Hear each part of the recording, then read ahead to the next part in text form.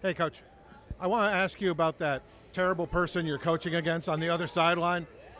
What's it been like this week? I know you guys talk a lot, and obviously this week you're probably not so much. What's it like, the human element of this for you two guys? I think it's fairly easy to separate. Coach Hetherman is an awesome football coach, and I love him as a human being too. But it's pretty easy to separate work with the relationship externally. So not hard to separate it, but yeah, he's a good football coach. One quick follow, if I may. Who you were in his wedding, or he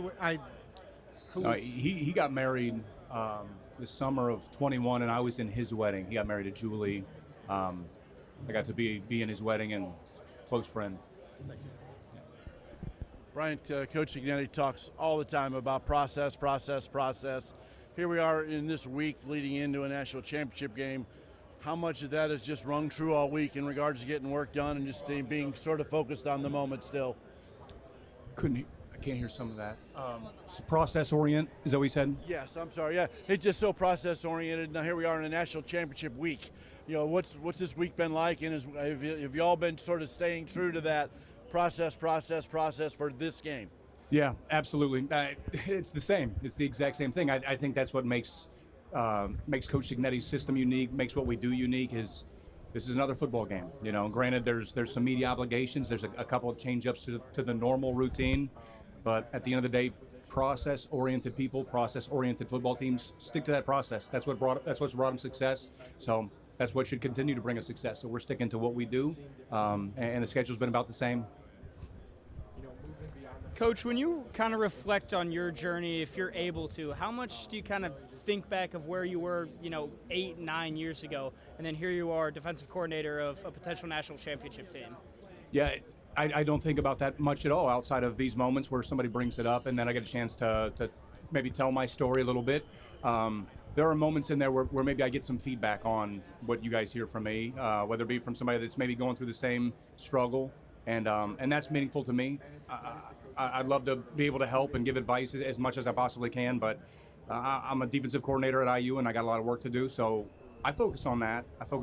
I don't have a lot of time to think about making no money back in 2012. I'm just trying to do my job today, tomorrow, and then Monday night. Coach, Miami has quite a bit of speedsters like a Malachi Tony. How do you defend speed without losing discipline? Yeah, Malachi Tony's a phenomenal player. I think he's probably the best slot we've seen. It's unbelievable when you watch him on film, the fact that he's only a freshman, and it's mind-blowing because he plays like an upperclassman. He's physical, obviously fast, very sudden. We need to be true to our leverage points, meaning if we're in zone, if we're in man, where's our help at? Like, we shouldn't be expected to have to try to play Malachi Tony all over the field in isolation moments. We should be able to use leverage on him and to vice him. So staying true to our angles, and that should help us against the speedsters that Miami has, especially number 10. I mean, he's phenomenal. Corey talked a little bit about how much he took from his time at JMU and working with Sig and obviously working with you. Do you see a lot of similarities between what they do and what you do now, or is he kind of his own thing now and you're kind of your own thing? I'll live with you. I don't watch a lot of Miami's defense just because I'm working on their offense. I'm trying to attack Coach Shannon Dawson and Malachi Tony and quarterback. So I know a little bit about what Corey's doing because we do talk a little bit. I think there's some similarities. I'm sure there's plenty of differences too. But to be honest, I don't study Miami's defense much. Brian, you've had the opportunity to go against a lot of good quality elite offenses this year. What separates this Miami offense from, say, Ohio State or Oregon or those types of teams? Yeah, physicality, their physicality. Not the other teams that we played weren't physical. I'm not saying that. What I'm saying is that if you're going to put them all on a line, which offense is the most physical? Miami is the most physical offense. Big, powerful back. Their offensive line, again, enormous, but these guys play together very well, and they lean on you. They have a system that allows them to kind of turn it into a little bit more of a wrestling match than some other offenses. So it's their physicality that makes me unique. That's why they're here. Very physical on the perimeter, too. We talked about Malachi Tony being a freshman. he blocks like he's 240 pounds, and he's been doing it his whole life. I mean, like, the physicality they show out throughout their entire offense is what makes them so unique. Yeah, Coach, I'm just curious. You talked about preparing for football teams and preparing for offenses. Where does that process start? What does it look like? You don't have to give me too many secrets, but how do you go about breaking down a football team? Well, I start with what they do best. It's like if you play one-on-one basketball against somebody, like, what is this person right-handed? Like, okay, well, I'm definitely going to force him to his left then. Like, let's take them out of their original game plan. So I always want to identify what does an offense do best? What's going to allow them to win the game most easily? If you can identify that, take that away. Priority one. Priority two is what do we do well? Where are their vulnerabilities versus what we can do? So how can we attack them? So I want to make them play left-handed, and then I want to find a weakness that we can exploit. So it starts from there, and then we have such a large playbook amount of content. We just start picking and pulling the things that allow us to attack those weaknesses most effectively. Brian, you talk about maybe taking away some of their strengths. One of the things that Miami has done in this postseason that they hadn't done a whole lot in the regular season is Carson Beck scrambling and making some plays with his legs. What have you seen on tape from that, and how do you guys try to incorporate that into your defensive approach here? Yeah, I think that Carson Beck is leaving the pocket and scrambling, I guess, because his primary reads aren't there. And I think that one huge step that Carson has made in his game, in my opinion, is he's taking care of the ball. So if the first one or two options to throw aren't available, now he's running and maybe it's a gain of 2 or 3 yards, and he hasn't put his offense in peril in any way. I feel like he's very much a point guard of this offense. He wants to distribute the ball to the perimeter to his playmakers. If those looks aren't there, running it and gaining 2-3 yards is a positive play. I think that's a big step for him. He's not turning the ball over. He's protecting it. Get the ball to your playmakers or don't put it in peril, I think, has been what he's going for. The goal is to try to take away both things, to take away those primary options, and then also, if he runs it, to put our face masks on him. So that'll be our attack. Hi, Coach. Before the season, the chart said that the Indiana turnover margin of plus 15 is not sustainable. Y'all raise it to plus 21, so you force a lot of turnovers. Miami has lost their games when they had a lot of turnovers. Do you adapt your game plan to looks that you're giving them to make Carson Beck feel uncomfortable and maybe force those turnovers? Yeah, I would love for that to happen. We're going to be looking to create turnovers, whether it be through the deception of our shell disguise, maybe some blitzes, simulated pressures to make Carson Beck uncomfortable. But again, going back to it, he hasn't turned the ball over recently. I think he's protecting it and playing a little bit more safe. Which makes sense because they have so many weapons. They don't need him to put the ball up in the air for grabs.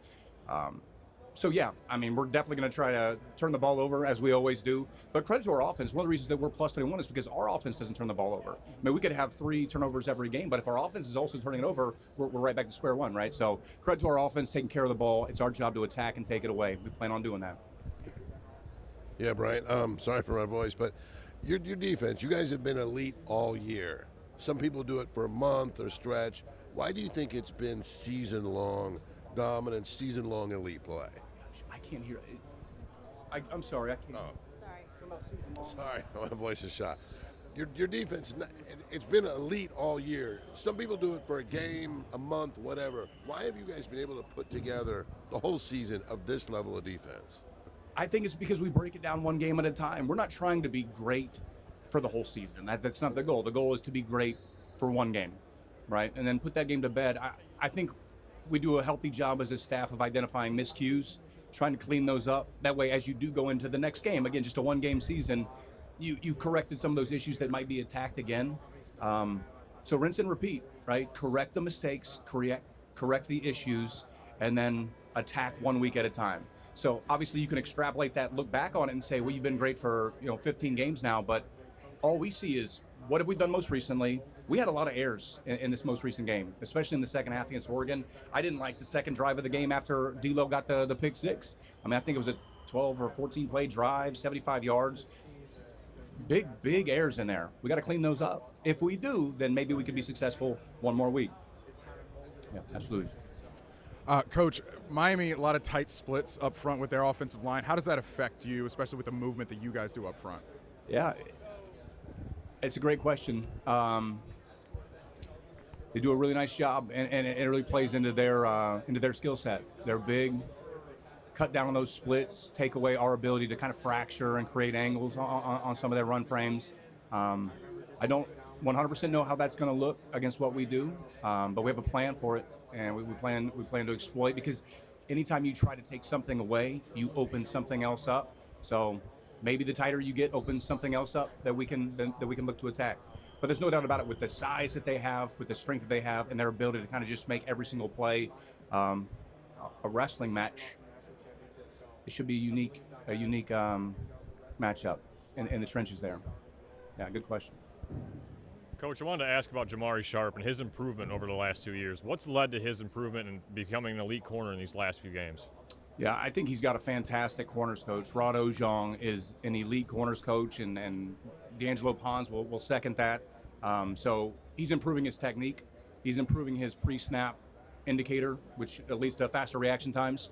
So, we talk about the pick six that we saw from D'Lo. Like, there's a lot that goes into that, other than D'Lo's just a fantastic player, right? There's splits, there's tendencies, there's tells, there's backfield location, there's splits of offensive linemen. Like, there's a number of things that you can take away. Jamari's tapping into those same things. What does the split of one mean? Where's two? Where's three? Who is three?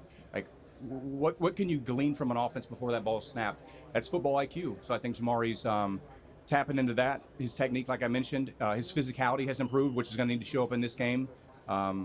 I'm proud of Jamari Sharp. I think he's growing as a corner, and future's still bright for him. He's still young.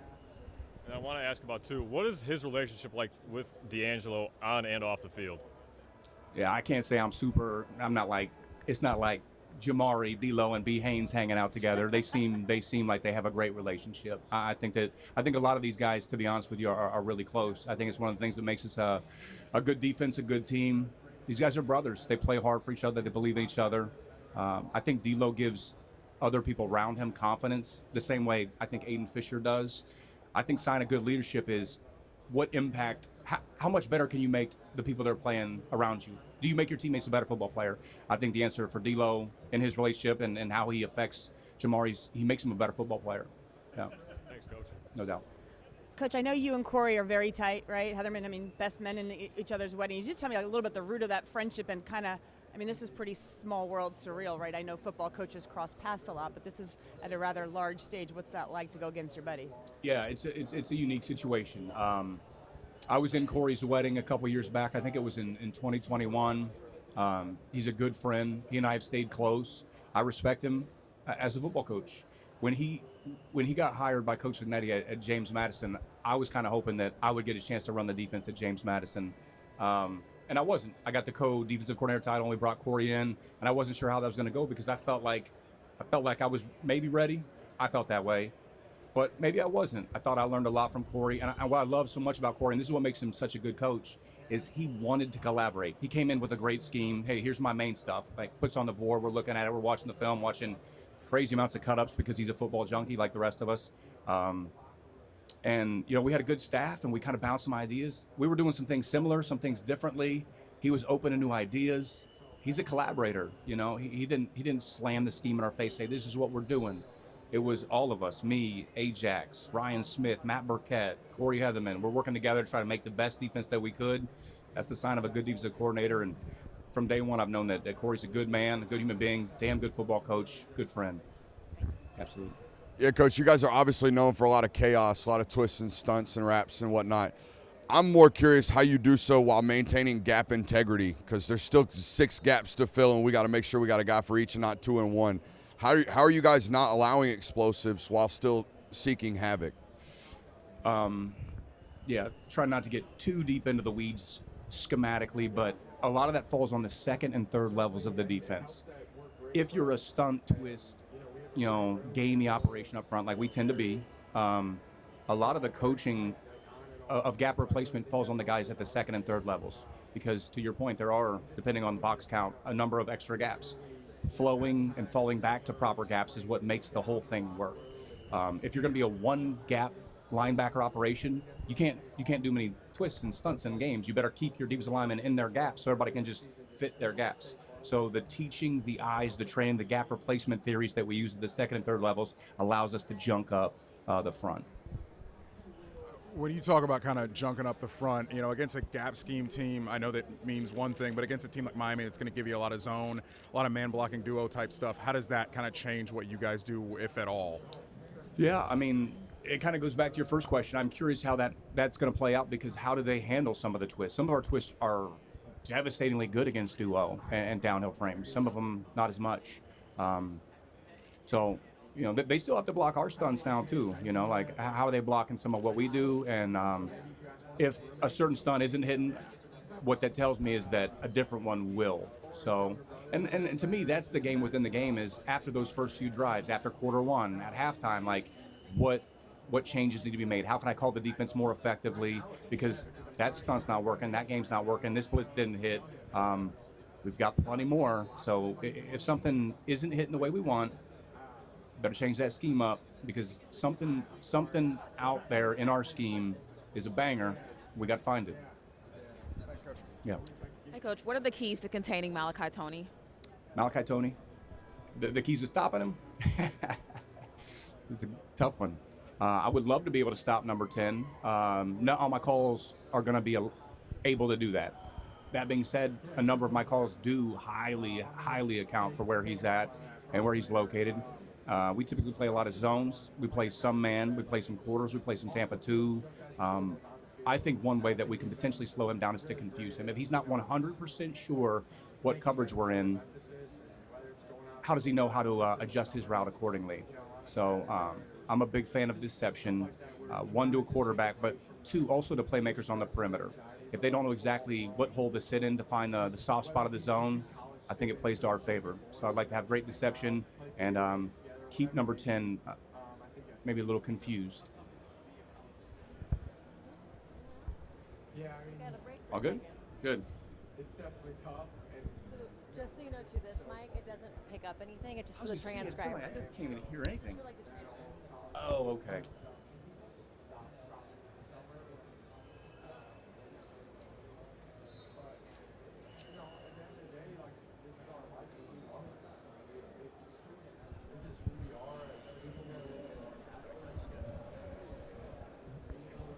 Hi, Coach. Just had a. Oh yeah, I know. You can't hear it. I just had a quick question about, like, when you see your resume coming with Coach Cignetti from IUP through Elon to here, were there times back in those days where you had doubt in where your career was going, or did you always kind of think, this is a stepping stone, and we're only gonna and that this day and this week would come down the line? Kind of asking about, did I know where my career was going each step of the way? Yeah. I didn't. No. I think I've always been where my feet are.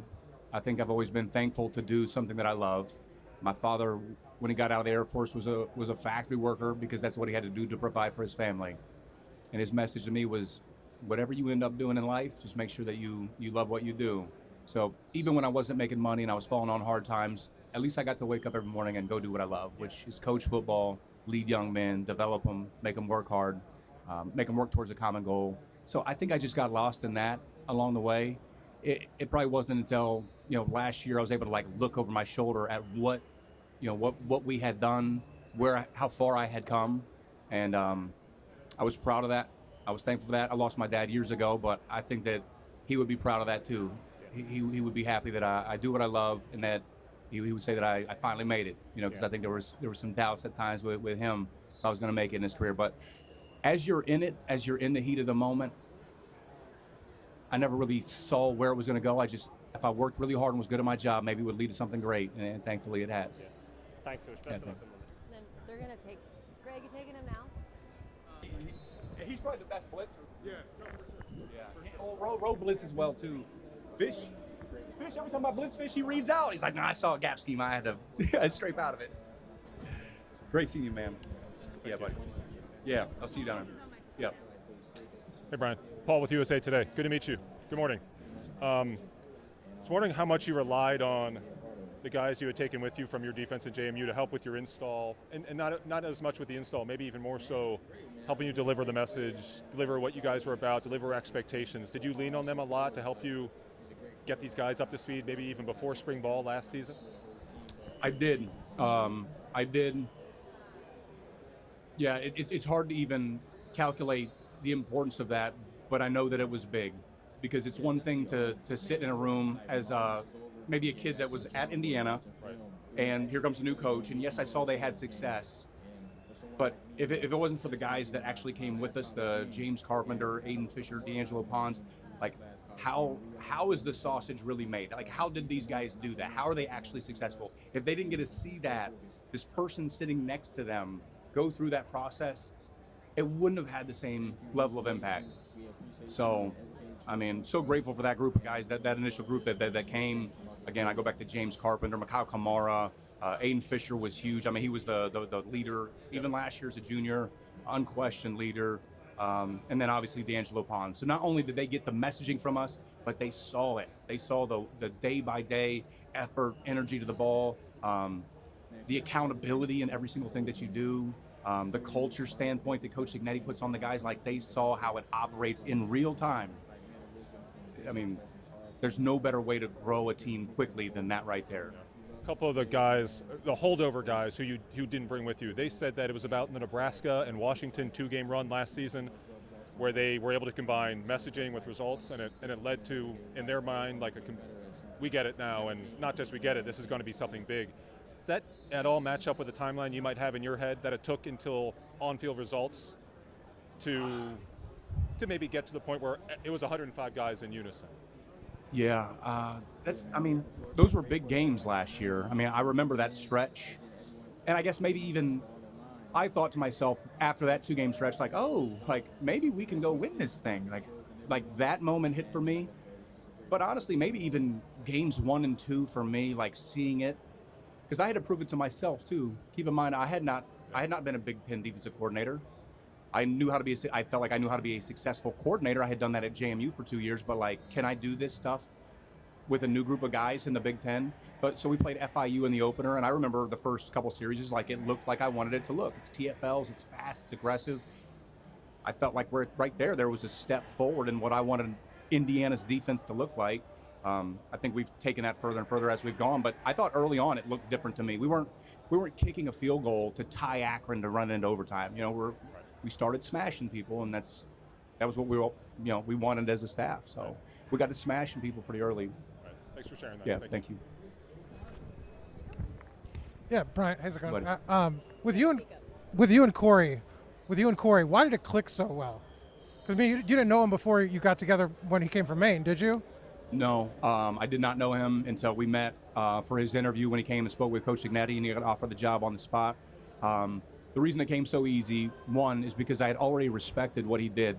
We had some crossover games when I was at Elon, so I saw his main defense play, and I liked their style.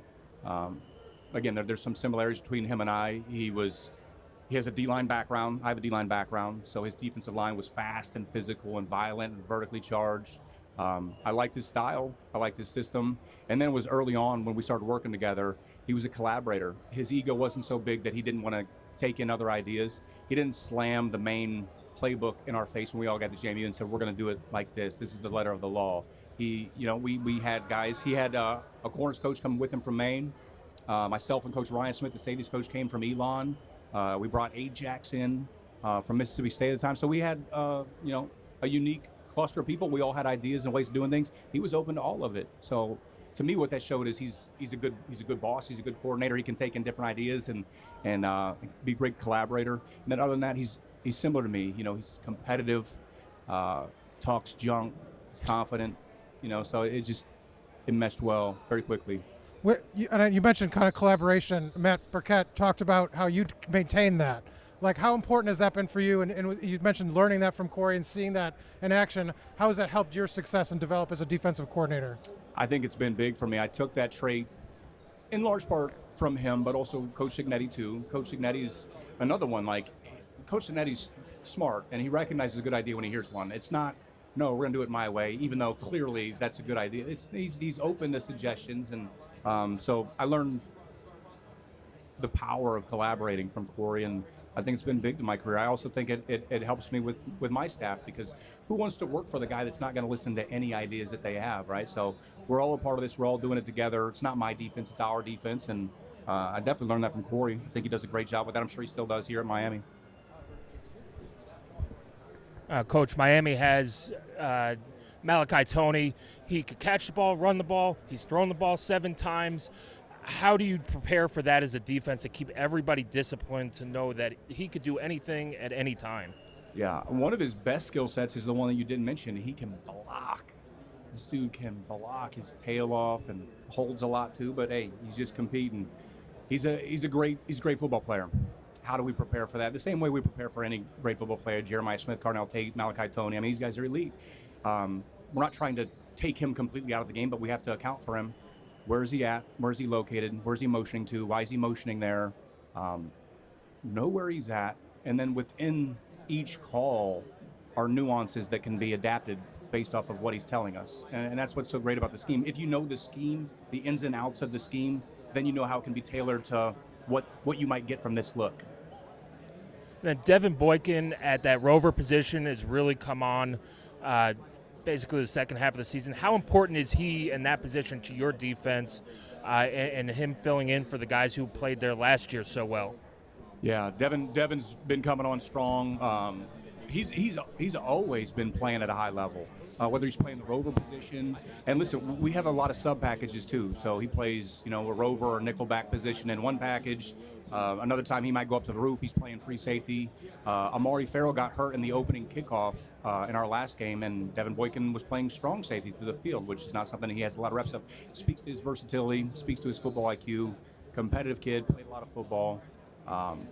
Proud of what he's done for this defense, and gonna need a big game from him on Monday night.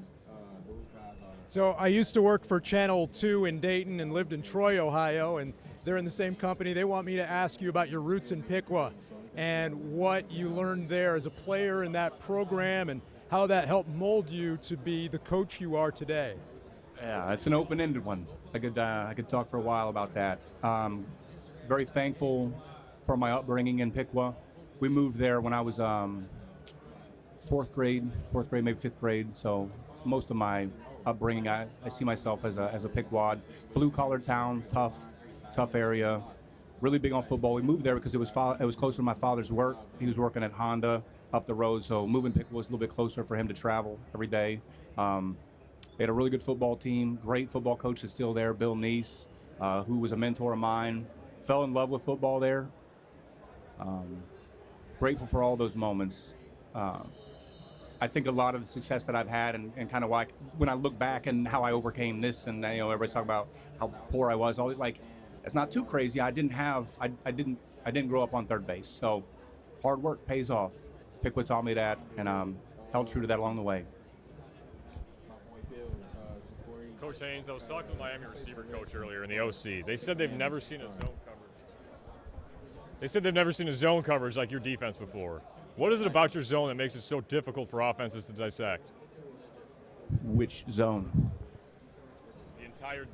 The entire scheme of the zone coverage that you guys run. And I think that's your answer. It's like, we don't have a zone defense that we play. We play a lot of zones. Which one are we in? When does the quarterback recognize that? Does he still have time to throw the ball at that point? So to me, that's maybe what makes it great is, the spacing of it, maybe the disguise, the deception of it, and the inability to identify it quickly in the frame. Absolutely. Hey, Coach, you're facing a good offense this week. Malachi, the quarterback, big-ass offensive line. They say size matter, but sometimes it don't. I think you have done a great job of telling the guys 5 wide, hey, the ball got to come out quick. What do you think your biggest task this week as far as facing the Miami Hurricanes? Yeah, I think all of it working together is what makes it so challenging. I actually kind of look at this offense as like a triple option offense because they can hand the ball off to this big back. It's almost like a fullback dive and triple option, right? It's just like these big dudes coming downhill and physical. And then the next play, they spit it out to number 10 on the perimeter. And now the game's being played out there. So it's like, are they attacking us here or way over there? And there's kind of like two wars happening on different parts of the field, if you know what I'm saying. I think that's what makes them great. I think the key to that is going to be our spacing. Like you have to attribute the correct amount of resources to the war that's going on there, but you can't go to war just over there because you got a war right here too. So they pull you in these two different directions, and then they're good on both fronts now, whether it's how big they are and how powerful their running backs are, or how they block on the perimeter, and then number 10 with the ball in space. So we got two wars in one, and that's what's going to make Monday so special. Curt was joking about Corey playing quarterback. How did that show up? Knowing him as a defensive guy now.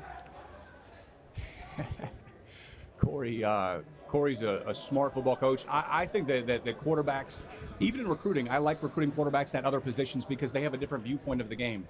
I think same thing with coaching.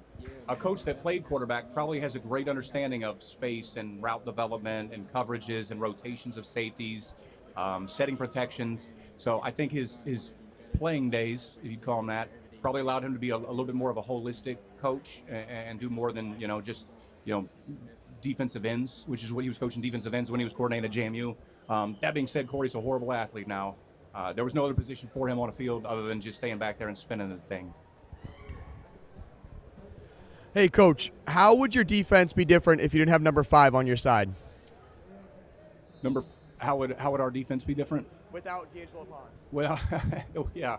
Well, we had one game where number 5 was hurt. D'Angelo missed the Iowa game, and he wasn't officially out of that game. He didn't get hurt until Thursday that week. So I prepped the whole week, including Thursday, under the pretense that D'Angelo Pons was going to wipe out one half of the field, and all I had to do was worry about the other half of the field. So when he went down, I found out he was out on Friday. That was a sleepless night for me, and we had to make some alterations. The zones changed, the spacing changes. D'Angelo Pons takes half of the field away. So if he's not out there, I have to use all 11 on the whole field. It spreads the defense out. But it's a testimony to how unique number 5 is in our defense and how much it changes if he's not there. Absolutely. Coach, you believed in Curt Cignetti, his mission and his vision a long time ago, well before Indiana. What is it about him that keeps you coming back and keeps you believing? One, his messaging is very consistent. 2, it's easy to follow. It's a step-by-step plan. Every day we have a plan. It's organized. It's detailed. I know what is expected of me on a day-to-day basis. So if there's clarity in the messaging, there's continuity and easy to define roles, it's easy to stay in that. And then ultimately, if you follow that script, it takes you into a successful place. It has since I've been with him. He's never had a losing season as a football coach. So every year I've been with him, we've been successful. But why? Clear messaging, consistent messaging, and then a day-to-day plan. That's a sign to me of a great boss, a great leader, damn good football coach. And as far as Carson back and what you see from him on the other side, I don't think he gets necessarily the credit that he deserves, but what do you see from him and what he's been able to do? Yeah, I agree with you. I don't think he gets the credit he deserves. I think that he is, to be honest, maybe the perfect quarterback for this offense when he's not making mistakes. Again, if you look back at their losses, some turnovers and probably some miscues there. But outside of that, Ladies and gentlemen, there are 5 minutes remaining in the Indiana Hoosiers media session. Once again, 5 minutes remaining in the Indiana Hoosiers media session. I was going to say, he operates to me kind of like a point guard. He distributes the ball to his playmakers. He doesn't make a lot of errors. He understands the box. I think you can see in the film that he's a veteran. He's been around ball. He understands it. He knows when to throw the screen, when to get the ball out of the box, when to hand it off, and the box is light. So I think a lot of the offense flows through him, and when he's on point, so is that offense. Sorry if you've been asked this, but you go against Fernando every day. What makes him special in terms of going against him and just watching him every day as your defense goes against him? Yeah, so interestingly enough, we thankfully do not go against Fernando at all during the season. Yeah, there's a little bit of 7-on-7 time, but very, very little. That being said, we went against Fernando for all of fall camp. And at the beginning of fall camp, I think Fernando was still kind of figuring out our defense a little bit. There's a lot of illusions to it, a lot of deceptive looks to it, and I think it was bothering him, and we were having some success early in fall camp. And then with about a week to go before the opening game, Fernando started to see our defense in a different way. He could decipher everything that we were doing. We couldn't get home. We couldn't hit him. We can't hit him anyway, but we couldn't, even if it had been live, we wouldn't have got to him. The ball was always hitting the right marks. And I thought to myself in that moment, we're going to be really bad on defense, or this kid right here is going to be special. And thankfully, it was the latter. That's a very intelligent kid, can see the game so well, can see spacing, great rhythm and timing to his game, and then he's an ultimate competitor. So he has all those boxes that you want checked. If you want an elite quarterback, he checks every single one of them. How would you describe sort of the reception for this program from when you got a glimpse of it as a GA in 2012 to what it is now at a place that for so long basketball was everything? Yeah, it's night and day, and I don't say that lightly. There wasn't. It didn't mean anything to be an Indiana football player as a GA here. It didn't mean anything to be a GA. It didn't mean anything to be a coach. It was a program that was still trying to get out of the mud, I think. Now, I think that staff and Coach Wilson in particular were on the forefront of getting it out of that place. So I always saw the value in this place. I knew that it could take off. I remember telling Coach Cignetti when he first pulled me in his office and it was about to go down, I said, that place can take off.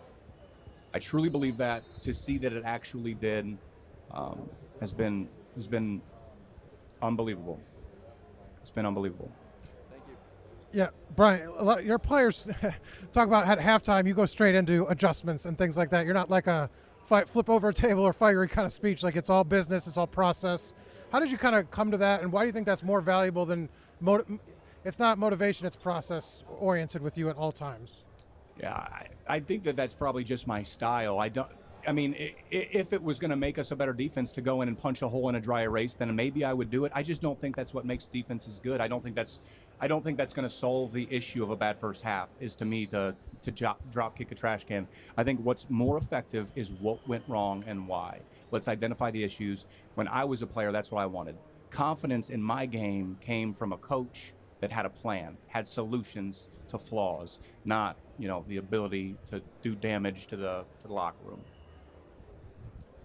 Yeah, going against an offense like Miami that likes to use screens, get guys out in space, how much of a luxury is it for you to have a trio of linebackers that have shown they can make open field tackles on a consistent basis? Yeah, I think that's probably one of the better qualities of our football team is that we tackle effectively. I think that we do that because we understand the spacing of the game, even within different coverages. I'm a big teacher in leverage points, meaning that there's usually two guys in a zone that should be able to corral or vice a ball carrier. Using your help, using your leverage point, usually can help you against elite athletes like what Miami has. But again, this is a different deal. These guys are elite, number 10 in particular. When he has the ball in his hands, if we don't find those leverage points, it's going to be a tough night. A running back who, through the college football playoffs, no team has really had an answer for so far. Yeah, it's unique. It makes you think, like, is what they're doing so spectacular that it can't be stopped, or has just nobody found that flaw in it yet? And that's what I like to think, is that there is a hole in this thing somewhere. It's my job and it's our job as a staff to find some of those ways to fracture what they're doing and just make them play off schedule and with their left hand. Okay. How do you teach disguise and decide which players are good at it or have an innate ability to Ladies disguise? and gentlemen, that concludes today's Media Day. For those members of the media who took transportation from the Media Hotel, departures will begin shortly in the same location as drop-off. Once again, that concludes today's Media Day.